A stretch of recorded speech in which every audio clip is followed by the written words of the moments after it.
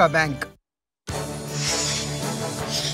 दिवाळीमध्ये car, TV आणि फ्रीजसह अनेक वस्तू स्वस्त होणार। जीएसटी मधील टॅक्स स्लॅब बदलला।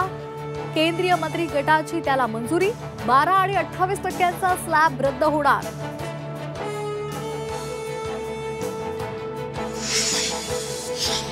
गणपतीला कोकणामध्ये जाणाऱ्यांसाठी खुशखबर। कोकणामध्ये जाणाऱ्या गणेश भक्तांसाठी टोल माफीची सरकारची घोषणा।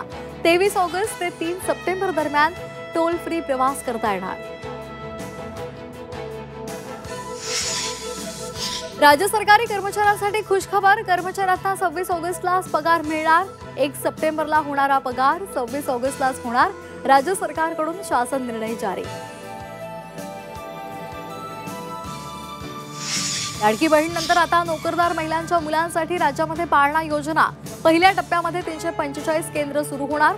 नोकरदार मातांच्या मुलांच्या संगोपनाची जबाबदारी राज्य सरकार उचलणार।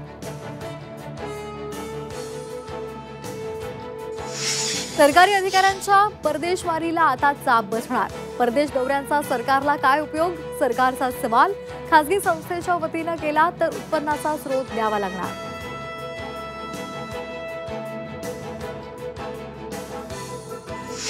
देशातील ऑनलाईन गेमिंगचं दुकान अखेर बंद। पैशांची थेट देवाणघेवाण असलेल्या ऑनलाईन गेमिंगवरील बंदीचं विधेयक संसदेत मंजूर।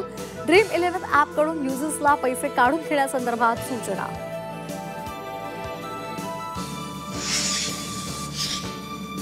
कोल्हापूर जिल्ह्यामध्ये पूरस्थिती जैसे थे। पावसाचा जोर ओसरल्यामुळे पंचगंगा नदीची पाणी पातळी 2 इंचानं कमी झाली।